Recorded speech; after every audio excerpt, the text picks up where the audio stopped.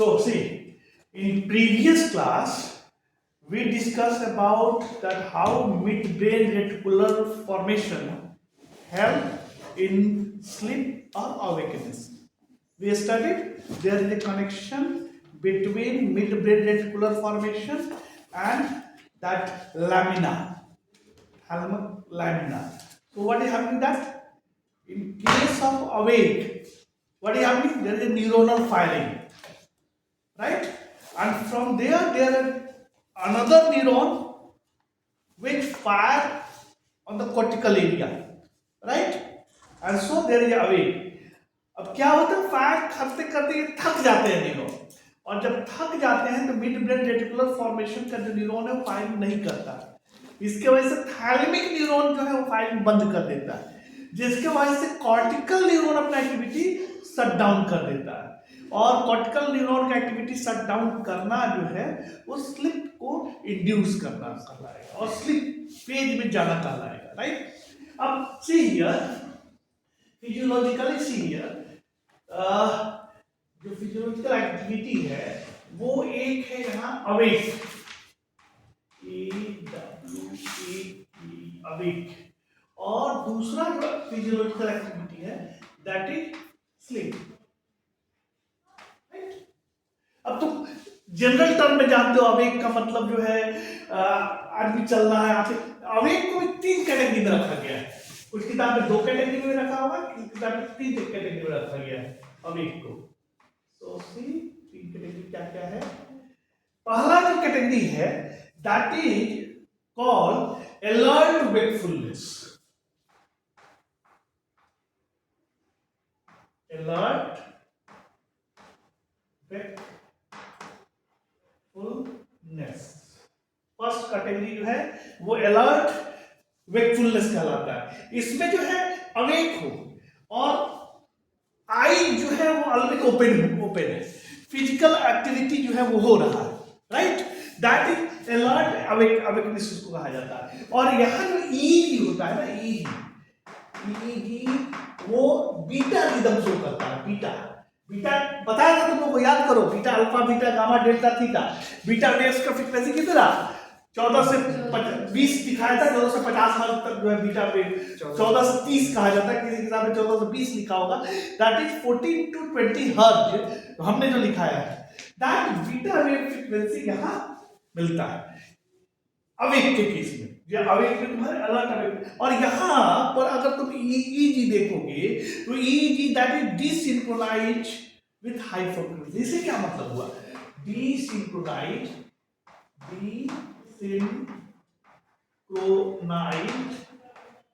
with, इसे क्या मतलब है जानना जरूरी है, विथ हाई फ्रीक्वेंसी मतलब डिसिंक्रोनाइज विथ हाई फ्रीक्वेंसी का, हाई फ्रीक्वेंसी का मतलब वही है। सी दैट डिसिंक्रोनाइज मतलब वोल्टेज जो है लो, वोल्टेज लो होगा और फ्रीक्वेंसी जो हाई होगा। अब देखो वोल्टेज लो का मतलब क्या होगा, ये like this is desynchronize, right? This is desynchronize. Here amplitude is low, ये ऊपर नीचे जो होता है amplitude is low but frequency is high, right? तो ये तुम्हारा डिसिंक्रोनाइज वेव शो करता है अलर्ट वेकफुलनेस। क्लियर और नॉट क्लियर? यार लो वोल्टेज हम ये तुम लोग को बता नहीं रहा है कि कितना एक्चुअल में किताब में जाओगे तो 20 से 25 माइक्रोवोल्ट जो है वो तुम्हारा डिसिंक्रोनाइज होता है, लो वोल्टेज 20 से 25 माइक्रोवोल्ट। और तुम्हारा फ्रीक्वेंसी जो है 14 से 30 हर्ट्ज जो है फ्रीक्वेंसी दिया होगा। ये जो है 20 से 25 माइक्रोवोल्ट होता है, 20 से 25 माइक्रोवोल्ट फ्रीक्वेंसी इसका होता है, एम्पलीट्यूड इसका होता है, और फ्रीक्वेंसी जो है वो 14 से 30 हर्ट्ज होता है। 14 से 30 हर्ट्ज, 14 से 30 हर्ट्ज ये होता है, right? So this is case of alert wakefulness. What is during alert wakefulness? eyes opened, there may be physical movement, EEG movement, beta wave, EEG movement, beta wave, that is desynchronized with high frequency, right? ये तुम्हारा active wakefulness में होता है, right? And whatever presently I am studying, we are studying, that is case of human. अगर किसी दूसरे के करना हो तो बताएंगे, रैट का भी हम लोग पढ़ेंगे, right? Presently we are studying about the case of human. So first one, that is alert wakefulness. Second one, that is relaxed wakefulness. Here, relaxed wakefulness, right? Relax wakefulness में क्या होता है? रिलैक्स wakefulness में awake हो, alert with I told it, awake हो, alert हो, दिमाग active है और आंखें जो है वो बंद है, right? That's it, relaxed wakefulness. Okay, इसमें जो है 8 से 13, ये देखो इसमें क्या है, एक्टिव हो, राइट? एक्टिव के अलावा अलर्ट हो और तुम्हारा आई जो है वो क्लोज है, आई जो है वो क्लोज है. ओके, प्लस इसमें जो है अल्फा वेव जो है वो दिखाता है. इसमें डिसिंक्रोनाइज करोगे, अल्फा वेव, अल्फा वेव 8 से 13 राइट? यहां भी तुम्हारा जो है वोल्टेज लो होगा और फ्रीक्वेंसी हाई होगा, लेकिन इसके रिलेटिवली फ्रीक्वेंसी कम हाई होगा. इसमें सबसे ज्यादा हाई होगा अलर्ट wakefulness में, राइट? इसमें कम 8 से 13 ही है. इसमें क्या है, देखो इसमें जो है 14 से 30 है, इसमें 8 से 13 ही है. तो इसमें क्या है, एक्टिव हो, अलर्ट हो, आंखें बंद है. तो इस केस को कहते हैं रिलैक्स्ड wakefulness, राइट? तीसरा जो होता है दैट इज रिलैक्स्ड ड्राउजीनेस.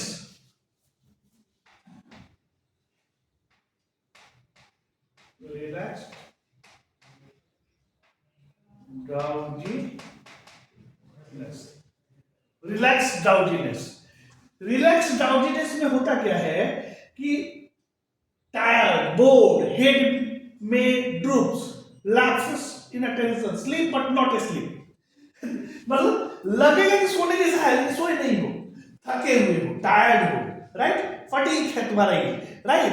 तो ये तुम्हारा जो है रिलैक्स ड्राउजीनेस कहलाता है, राइट? और इसमें mainly alpha amplitude and frequency decrease. इसमें भी जो है ये अल्फा एम्पलीट्यूड होगा बट ये नीचे वाला फ्रीक्वेंसी होगा, राइट? फ्रीक्वेंसी जो है अल्फा एम्पलीट्यूड इसमें नीचे वाला होगा, राइट? तो इसमें जो है रिलैक्स ड्राउजीनेस में अल्फा एम्पलीट्यूड होगा बट नीचे वाला होगा, राइट? इसको हम लोग बोलते हैं दैट इज रिलैक्स्ड ड्राउजीनेस. तो ये तीन स्टेज तुम लोगों को समझ में आया. एक्टिव होने का मतलब, अवेक होने का क्या मतलब होगा?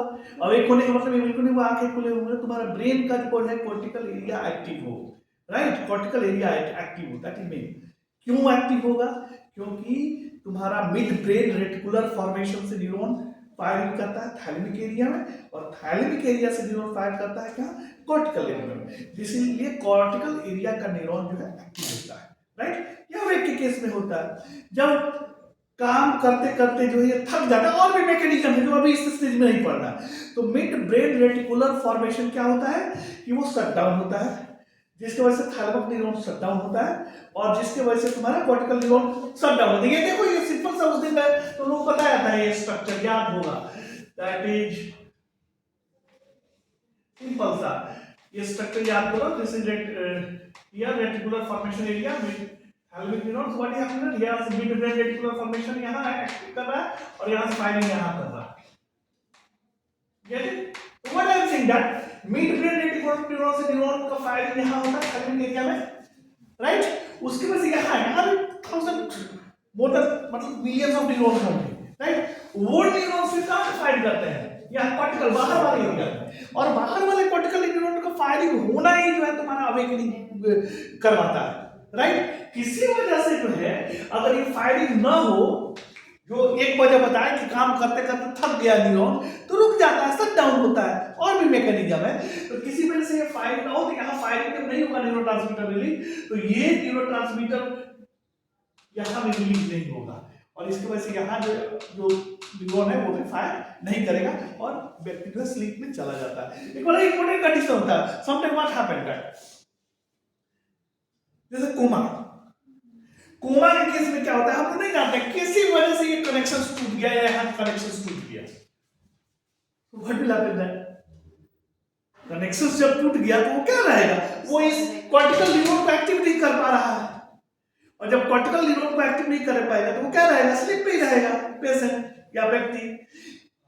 इस बात की कोई गारंटी नहीं है कि वो जो आदमी कोमा में जाता है, हो सकता है 2 मिनट में भी ठीक हो जाए, हो सकता है 20 साल भी लग जाए, हो सकता है नहीं भी जाए। इसीलिए कोमा का जो इलाज होता है वो प्रेडिक्टेबल नहीं होता है, राइट, हाईली टीडियस होता है। कई बार लोग कोमा में जाते हैं और चले जाते हैं, कई बार लोग कोमा में जाते हैं और निकल आते हैं। इसके पीछे रीजन ये है कि ये कनेक्शन जो है किसी वजह से टूट गया, राइट, और जब तक ये पता नहीं लगे किस वजह से टूटा, कैसे इसका इलाज संभव है, तो हाईली क्रिटिकल, कोमा का इलाज जो है हाईली क्रिटिकल है और प्रेडिक्टेबल नहीं, राइट।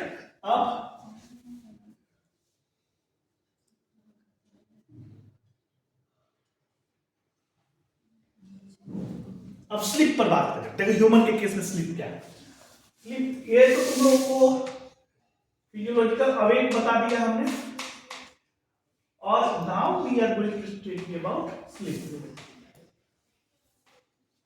ह्यूमन के केस में स्लीप के डिफरेंट स्टेजेस होते हैं, right, that is first stage, that is stage 1, stage 1, right. Stage 1 में होता क्या है, very light sleep, easily arouse, neck jerks, ये स्टेज 1 मतलब 10 स्लीप में गया ही होता है, very light sleep, very light sleep, very light sleep, right, और इजिली अराउजेबल,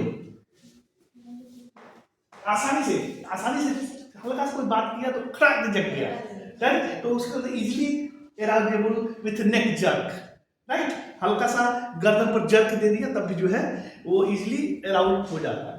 और इसके केस में जो है mixed alpha and theta with few delta wave होता है। स्टेज 1 में जो है एक्चुअली अल्फा वेव डिसअपीयर्स और थीटा वेव इमर्ज। यहां पर तो देखो ये स्टेज 1 में अल्फा वेव, जो कि तुम्हारे अल्फा वेव बताएंगे कितना है 714, right, alpha wave disappear and theta wave appear.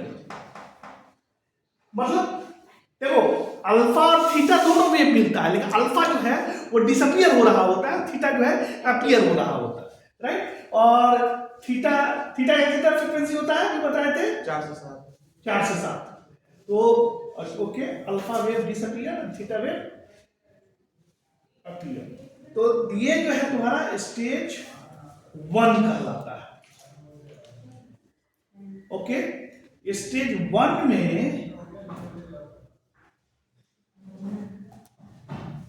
तुम्हारा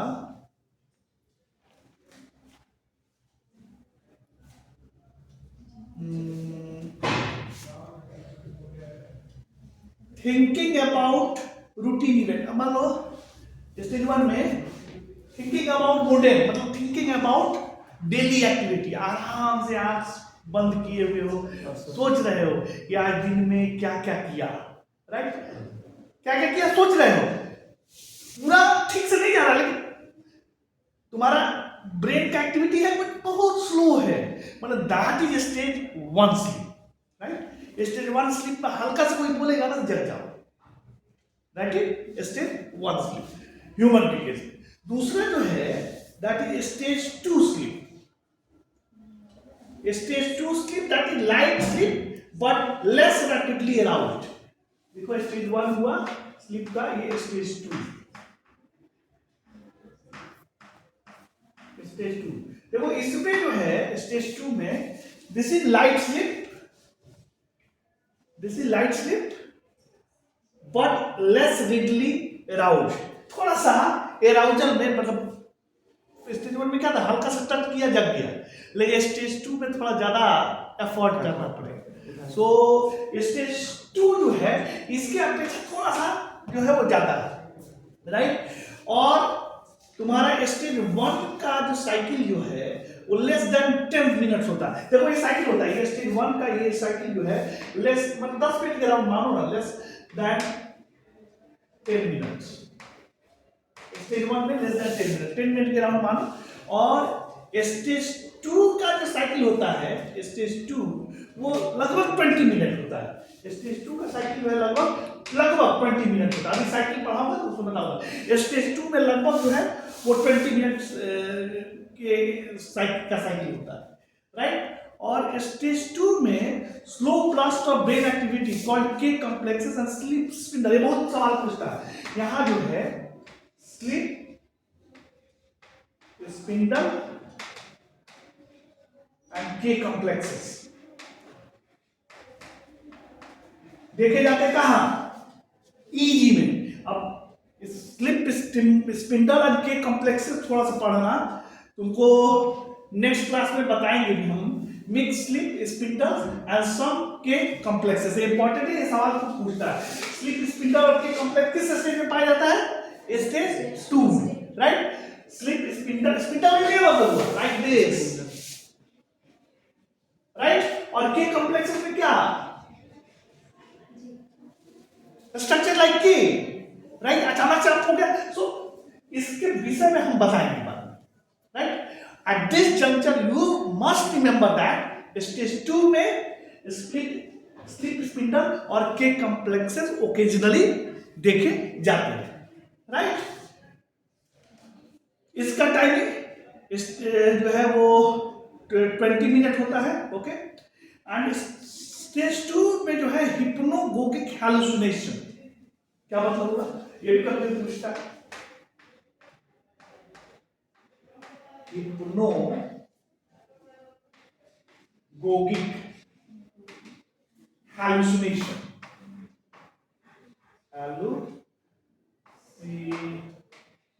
क्या मतलब हुआ इसका, हिप्नोगोगिक हैलुसिनेशन का मतलब sleep starts the feeling of falling, that is hypnagogic hallucination. दो होता है कि हिप्नोगोगिक होता है, दूसरा हिप्नोपोमिक होता है। तो हिप्नोगोगिक का मतलब क्या हुआ, स्लीप स्टार्ट मतलब अवेक से स्लीप की तरफ जा रहे हो, तो sleep start, right. Hypnagogic hallucination, sleep start the feeling of falling, right. इसको हिप्नोगोगिक हैलुसिनेशन कहते हैं। मतलब स्लीप जो है डीप स्लीप की तरफ मूव करना शुरू कर दिया, right. That sleep start with feeling of falling, ऐसा महसूस हो रहा है कहीं अलग ब्रह्मांड में जा रहे हैं, राइट। तो ये स्टेज 2 में जो है हिप्नोगोगिक हैलुसिनेशन देखा जाता है। Hypnagogic hallucination is one of the characteristics of stage 2।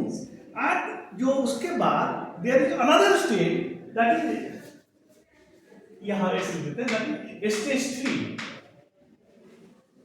और यहां स्टेज 4। स्टेज 3 और स्टेज 4 में लगभग सेम ही होता है। स्टेज 3 और स्टेज 4 जो है वो लगभग सेम ही होता है। और इसमें क्या है कि slow wave sleep, deep sleep, difficult to arouse in 4। ये देखो ये क्या है, स्टेज 3 और 4 में क्या है, स्टेज 4 में mainly that is deep sleep, difficult to arouse, जगाना मुश्किल है जो एक बार डीप स्लीप में चला गया। स्टेज 3 एंड 4 में स्लो वेव यानी that is delta wave, movement of body still possible in some problem जब होगा तब, okay. So theta and delta, mainly delta in stage 4। यहां कौन से होगा, देखो ये याद रखना बहुत जरूरी है, theta wave and delta wave. तो ये theta wave and delta wave. अब देखो स्टेज 3 में मेनली थीटा और स्टेज 4 में मेनली डेल्टा। स्टेज 3 में मेनली थीटा, स्टेज 4 में मेनली डेल्टा। और थीटा और डेल्टा का फ्रीक्वेंसी क्या होता है, बोलो रवि, थीटा जो है 4 से 7 और डेल्टा जो है 4 से कम, राइट, 4 से कम स्टेज 4 में, राइट, थीटा और डेल्टा स्टेज 4 में जो है वो पाया जाता है, राइट।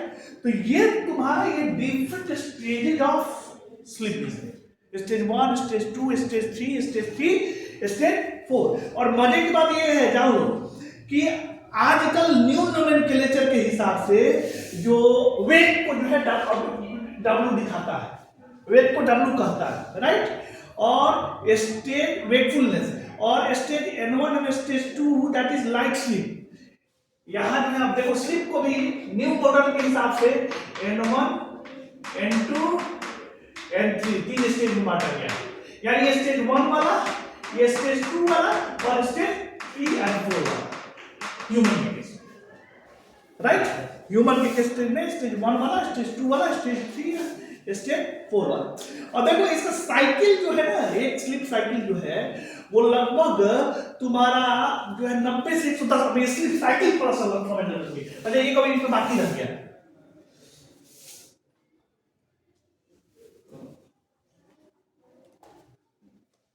हम लोग फिजियोलॉजिकली हिसाब से पढ़े थे आपको अवेक, डेड, स्लीप। यहां हमने थोड़ा एक चीज नहीं बताया, स्लीप दो तरह का होता है, non rapid eye movement sleep, right, और दूसरा rapid eye movement sleep, right, non REM. अब नॉन रैप जो है देखो that is 1 2 3 and that is 4, right, 1 2 3 4। और एक स्टेज ये भी है दैट इज REM स्लीप। तो इसको हमने बताया स्टेज 1 को कितना बताया, लगभग 10 मिनट बताया था, 10 मिनट याद करो। और स्टेज 2 में लगभग जो है 20 मिनट, राइट। और स्टेज 3 और 4 जो है लगभग 20 से 40 मिनट, ये 3 और 4 जो है 20 से 40 मिनट, ये वैरी करता रहता है, ओवरऑल 20 से 40 मिनट, राइट। ये लगभग 90 मिनट के राउंड में बैठता है, 40 से 60 70 80 90 मिनट के राउंड बैठता है, राइट। और REM स्लीप जो है, REM स्लीप क्या है मालूम है किसी को? ज्यादा कुछ नहीं बता रहा हूं, थोड़ा थोड़ा बता रहा हूं सो दैट तुम लोग को ये हो। देखो REM स्लीप क्या है, REM स्लीप को कहते हैं rapid eye moment sleep, right. इसको पैराडॉक्सिकल स्लीप भी बोलते हैं। रैपिड आई मोमेंट स्लीप क्यों बोलते हैं? क्योंकि जब आदमी सोया रहता है तो इसके जो आंख की पुतलियां जो है ना वो वाइब्रेट करती है। 1953 में एक्सेडेंस्की एंड क्लिकमैन नामक साइंटिस्ट ने जो है इसको खोजा था 1953 में, राइट। और ये रैपिड आई मोमेंट स्लीप जो है ना, इस समय ब्रेन जो है एक्टिव होगा, कॉर्टिकल न्यूरॉन्स जो है सबकॉन्शियस माइंड मतलब वो एक्टिव होगा, बट कॉर्टिकल न्यूरॉन एक्टिव नहीं होगा, राइट। मतलब तुम्हारे जानकारी में नई चीजें हो रही है लेकिन हो रही है, right. That is REM sleep, your brain subconscious mind is active but your conscious mind is not active, right.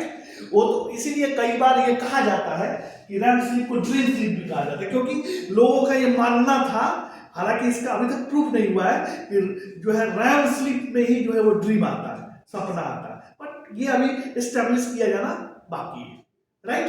कि REM स्लीप और ड्रीम में क्या मैकेनिस्टिक जो है डिफरेंट लोगों ने इस पर हाइपोथेसिस दिया है और उसको लोग प्रूव डिस्प्रूव करने की कोशिश किए, राइट। तो REM स्लीप का मतलब हुआ रैपिड आई मोमेंट स्लीप। अब इसे देखो, जैसे जैसे जब आदमी छोटा होता है तो उस समय REM स्लीप का स्लीप टाइम मान लो 1 घंटा का है, लेकिन सब 100% स्लीप टाइम है, तो जब बच्चा होता है ना उस समय उसका जो REM स्लीप ज्यादा होता है, और जैसे जैसे बूढ़े की तरफ जाता है इसे घंटे चला जाता है, like that. So initial stage में जो है वो REM स्लीप ज्यादा जरूरी है, और जैसे जैसे एज घटते जाता है REM स्लीप का ये कम होते जाता है, राइट। ड्यूरेशन जो है वो कम होते जाता है, ओके। इसको पैराडॉक्सिकल स्लीप भी बोला जाता है। Maximum in baby and reduce with age constitute of 20% of sleep time adult के केस में बात कर रहे हैं, बच्चों में तो ज्यादा होता है, बूढ़े में और कम होता है। तो mainly 20% of total sleep time ये कंस्टिट्यूट करता है।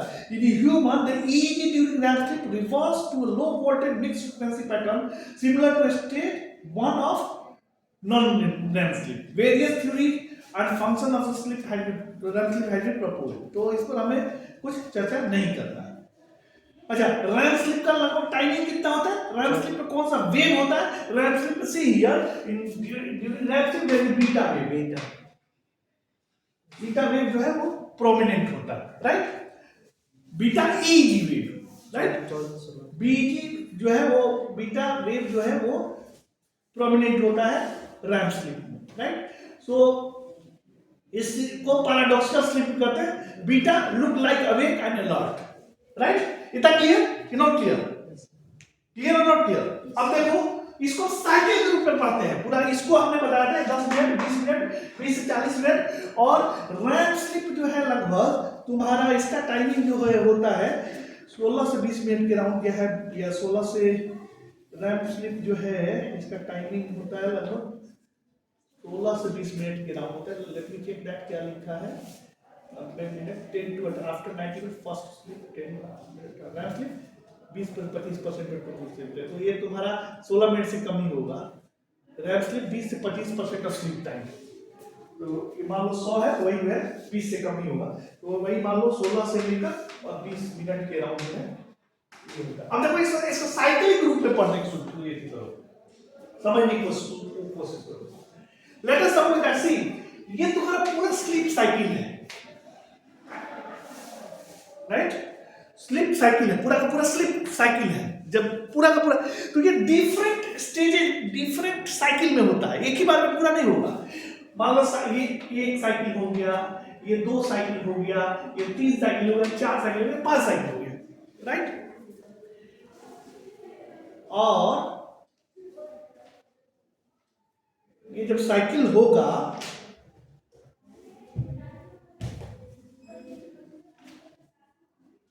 ये जब साइकिल हुआ सीधा 1 से 6 से 8 स्लिप साइकिल इसका होता है। See that 6 to 8। इसको नए स्लाइड में देते हैं दैट विल मोर बेटर।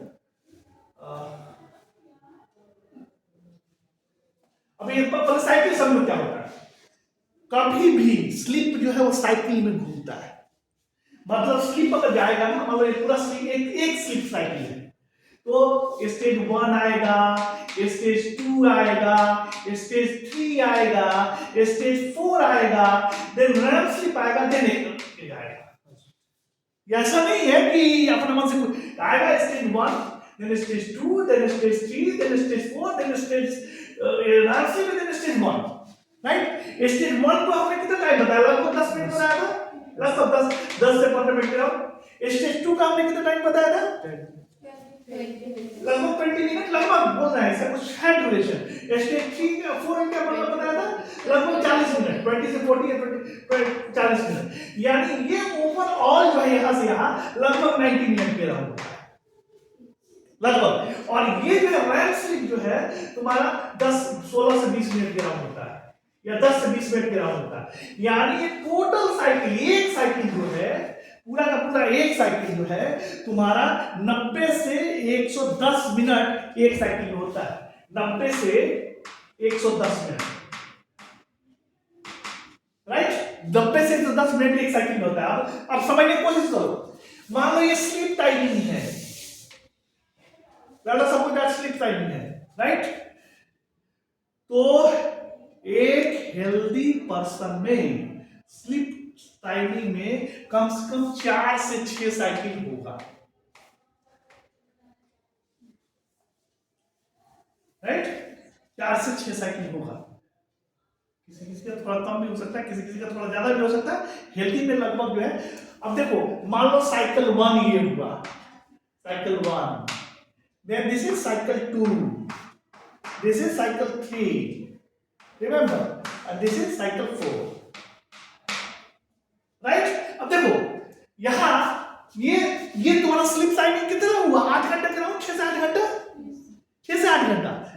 अब ऐसा नहीं हो सकता है ना कि जगह फिर सो गए, फिर जगह फिर सो गए। अवेक है तो पूरा का पूरा लगभग 12-14 घंटा, सोए तो पूरा का पूरा 6 से 8 घंटा, that then sleep cycle will be perfect, right. अब ये देखो यहाँ पर ये पहला स्लीप साइकिल था, तो पहले ये स्टेज 1 में आएगा, स्टेज 2 में आएगा, स्टेज 3 में आएगा, स्टेज 4 में आएगा और REM स्लीप आएगा। Then it will again enter into another cycle. Stage 1, stage 2. Then see that stage 1, stage 2, stage 3, stage 4, and then REM sleep. Then again enter into another cycle. Stage 1. Stage 1, stage 2, stage 3, stage 4, REM sleep. Then again, अब देखो होता क्या, इसीलिए जब आदमी सोता है ना तो 90 मिनट के बाद देखोगे कि डीप स्लीप कंटिन्यूअसली नहीं रहता। ऐसा नहीं कि सोए थे तो पूरे दिन, रात में तुम लोग सोते हो तो मान लो कि 10 बजे सोने गए तो 11 बजे जो है करवट वरवट आदमी मोड़ता है, उस समय जो स्टेज 1, स्टेज 2, स्टेज 3 जाने के बाद स्टेज 4 में जाता है, राइट। तो कई बार बीच में क्या होता है, जब डीप स्लीप में होगा तो मम्मी खूब चिल्ला रही होगी, नहीं जगोगी, लेकिन स्टेज 1 में होगा और चूहे ने हल्का से कहीं आवाज कर दिया तो खटाक जाकर जल जाता है, फटाक से जल जाता है, राइट। ये साइकिल चलता है, राइट। और right now I am talking about, we are discussing about the normal cycle, we are not discussing about the abnormal cycle, that की रात में सोए हुए हैं और सोने में चल दिए, गाना नहीं फिल्म में आता है हाथ में दिया लेके घूमते हुए चल दिए, that is abnormal case। कई बार क्या होता है कि रात में हस्बैंड वाइफ दोनों सोया होगा, वाइफ ने उठ के हस्बैंड को एक तमाचा लगाया वैसी भाषा और दूसरा सो गए और उसको मालूम ही नहीं है, तो वो एब्नॉर्मल केस है, दैट इज इट, उसको हम डिस्कस करेंगे बाद में, राइट। और देखो कितना भयंकर ये चीज है कि बगल में हस्बैंड वाइफ सोए हुए हैं, वाइफ या हस्बैंड कोई मान लो उठा और उसके बाद उसको 2 तमाचा लगाया और फिर सो गए और उसको मालूम तक नहीं है कि उसने मारा है, that is abnormal case, right. तुम लोग देखे होगे ये इलाहाबाद का भी केस है और कई जगह ऐसा सोया हुआ है कि कई लोग जो है वो सोए हुए रहते हैं और सोने के बाद अचानक सोए नींद में ही टहलना शुरू कर देते हैं, sleep walking, sleep talking, sleep bed like that, right? sleep नहीं करना शुरू हुआ और बट उनका कॉन्शियस माइंड एक्टिव नहीं है, इस पर हम बात में पढ़ेंगे। तो ये पूरा का पूरा साइकिल जो है वो तुम्हारा 90 से 120 मिनट होता है और ये 4 से 6 साइकिल होना जरूरी है, कम से कम 4 से जो है 8 घंटे या 6 से 8 घंटा एक परफेक्ट ह्यूमन को सोना चाहिए। क्लियर और नॉट क्लियर? अब देखो इसको थोड़ा फिर दूसरे नजर से समझने की कोशिश करें।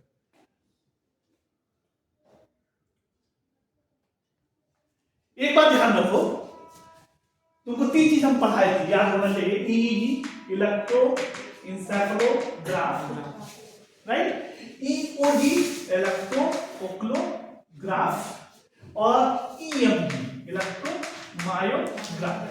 इलेक्ट्रोइंसेफेलोग्राफ ब्रेन के रिकॉर्डिंग को बताता है, मायोग्राफ मसल के रिकॉर्डिंग को, मसल में एक्टिविटी है कि नहीं वो बताएगा, और ओक्लोग्राफ आई मसल के मूवमेंट को बताएगा।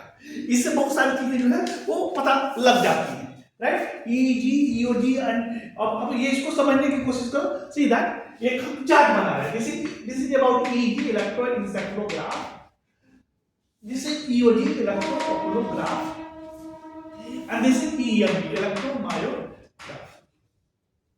and फर्स्ट स्टेज जो है क्या है, अवेक है,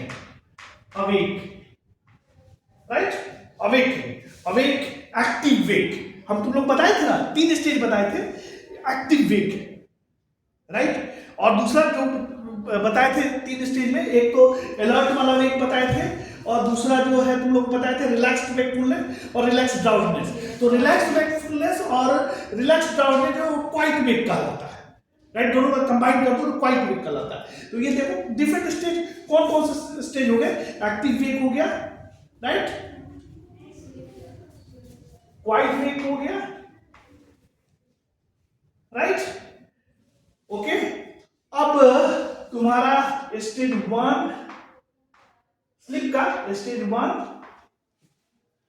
राइट, और स्टेज 1 एंड स्टेज 2 लगभग एक ही तरह का होता है, राइट में थोड़ा क्वाइट स्टेज 1 स्टेज 2 और stage 3 and stage 4, right, stage 4 ये जो है डीप स्लीप हो गया,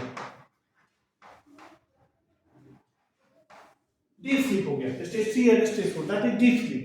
और ये जो है लगभग ये जो है स्लो वेव स्लीप कहलाएगा, ये राइट में स्लो वेव स्लीप कहलाता है SWS1 राइट के केस में। ये मतलब स्लीप हुआ लेकिन इनिशियल स्टेज हुआ। और ये चौथा क्या हुआ, रैम स्लीप हुआ, रैपिड आई मोमेंट स्लीप हुआ। अब इस चार्ट को समझोगे सब समझ में आ जाएगा। एक्टिव वेकफुलनेस में ईजी क्या होता है नहीं होता है, खूब होता है इसमें।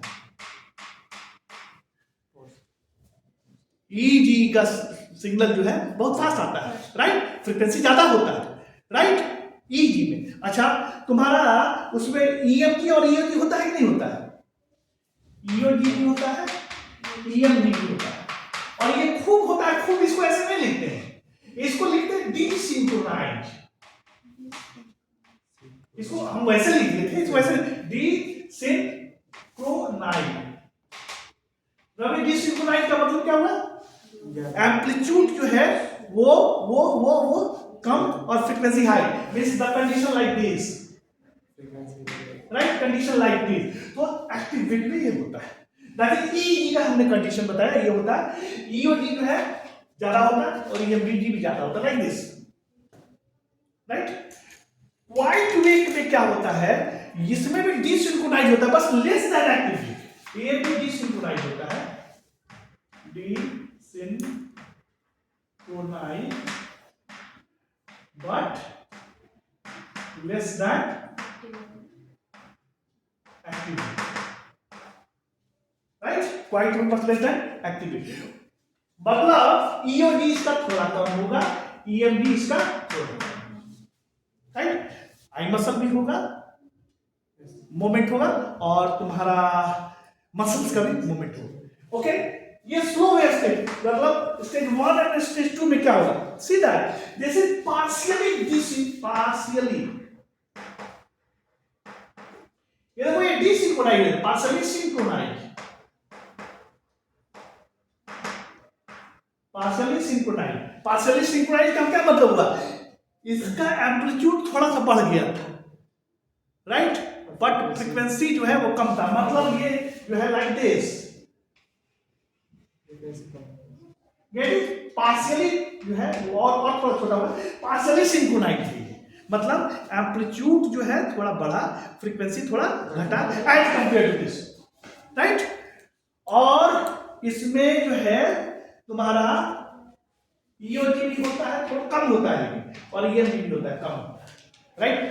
ईओजी भी होगा और ईएमजी होगा, बट कम होगा एज कंपेयर टू द 3 है या 1 है, right. What is happening in case of deep sleep? This is fully synchronized. This is synchronized. Synchronized का मतलब क्या? Amplitude high, frequency low. Right? Amplitude high, frequency low. Then this is synchronized. Right?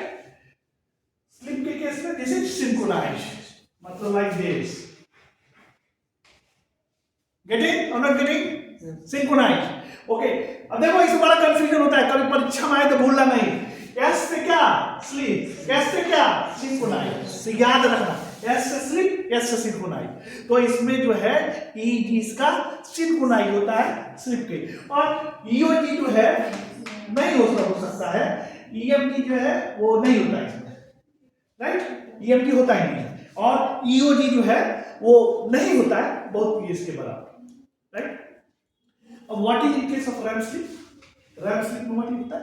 REM sleep see that EEG desynchronized. EEG desynchronized means like this, right? Active wave. There are EOG activity also. EOG activity occur, but there is no EMG activity. So see that in this case. This is like what? This is like this too, but this is not happening. Yes. There is no muscular movement, there is no muscle movement, right? So इसको तुम्हें थोड़ा सा याद रखना है, पढ़ना है, समझना है, राइट। तो ये चार्ट भी हम कई बार परीक्षा में पूछते हैं, आप लोग इसको याद रखिएगा, पढ़िएगा, समझिएगा। सो एकदम ईजी, ईएमजी, ईओजी किस तरह से जो है एक्टिव वेव, वाइट वेव। अब अब एक और चीज बता देते हैं, यहां बताना जरूरी है। रैट के केस में रैट और ह्यूमन में थोड़ा डिफरेंट है, ये जान लो, क्योंकि मैं भी गलत किया था। अब रैट के केस में देखो क्या करते हैं, स्लिप जो है दो तरह का है, non RAM slip, RAM slip. I am here non RAM slip talking about, यहां रैट की बात कर रहे हैं, राइट। नॉन रैम स्लिप में रैट में जो है ये होता है, देखो इसका होता है क्या, SWS1 इसका कहते हैं slow wave stage 1, rat. Okay, SWS1। दूसरा जो है उसको कहते हैं दैट इज इसमें जो है हाई वोल्टेज लो फ्रीक्वेंसी होता है, और दूसरा जो है that is SWS2,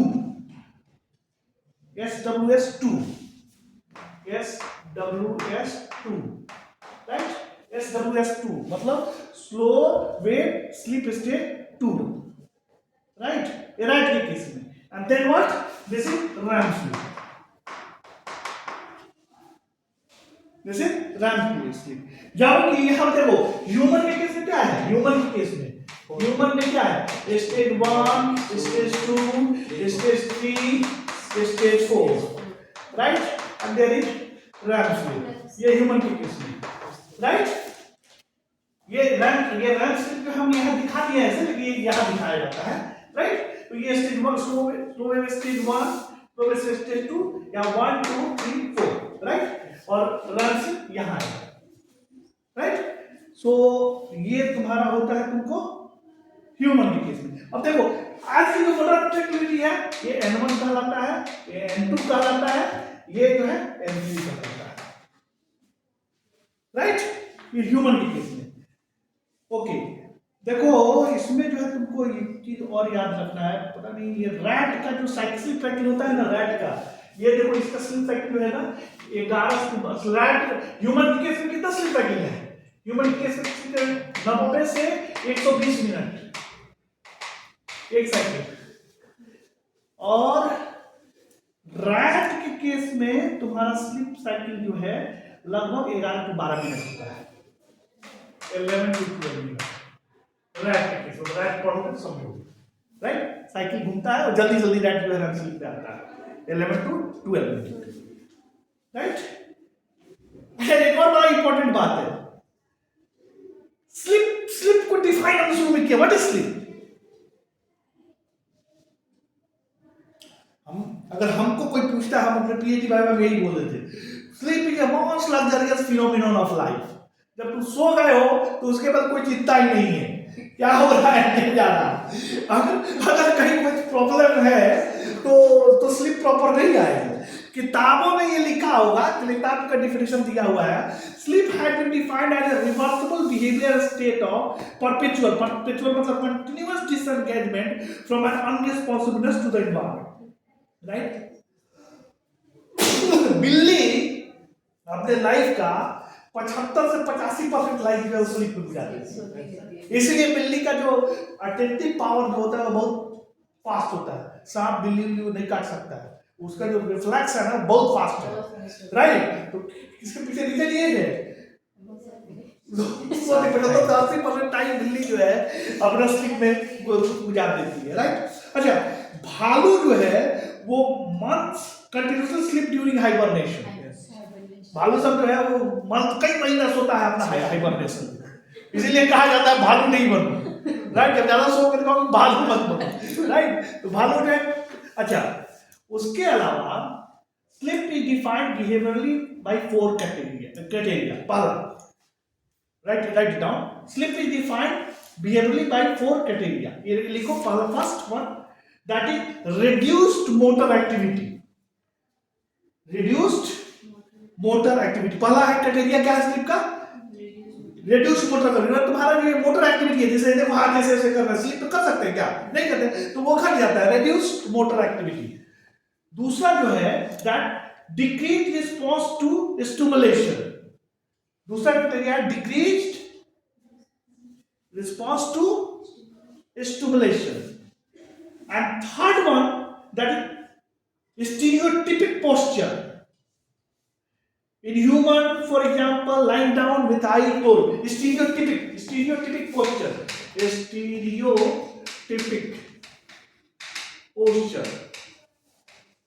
stereotypic posture, बस कैसे ऐसे सोते हैं आंखें बंद है, that is stereotypic posture, right? And fourth one में जो है that is relatively easy reversibility. So these four all are not objective criteria, these are subjective criteria. It varies और इसमें चेंजेस हो सकते हैं.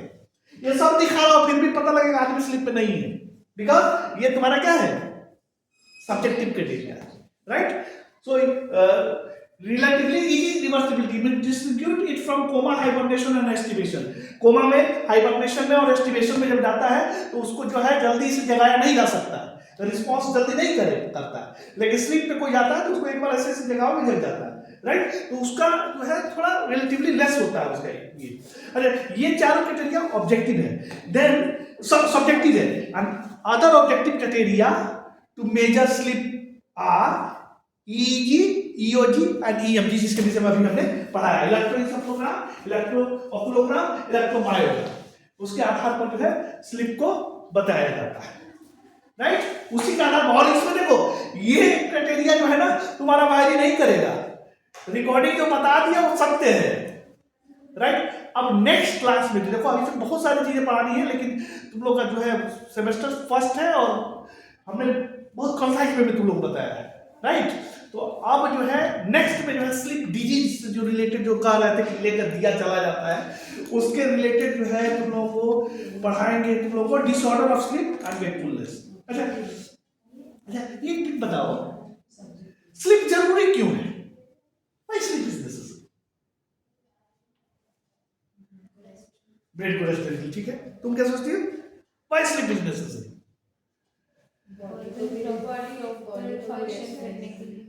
Body various theories of function of sleep had been proposed. First है, just बता देते हैं, conservation of metabolic energy cognition. Second one है that is heating hypothalamus to sleep in animal, neural maturation. Various theories of functions of sleep have been proposed. अच्छा क्या क्या बताइए sleep जरूरी क्या क्यों क्या है? ब्रेन बॉडी को रेस्ट करने के लिए, ठीक है? So what are the functions of sleep, right? Functions of sleep. Number one, थोड़ा फास्ट लिखो. Number one, conservation of metabolic energy. Number one, conservation of metabolic energy. अब मान लो हर हमेशा तुम काम करते रहोगी तो एनर्जी जो है वो ज्यादा डिस्ट्रॉय नहीं होगा, तो एनर्जी को कंजर्व करने के लिए स्लीप जरूरी है. तो फर्स्ट इसका जो बेनिफिट है that is conservation of metabolic energy. Second जो है वो लिखो, सेकंड वन जो है दैट इज कॉग्निशन.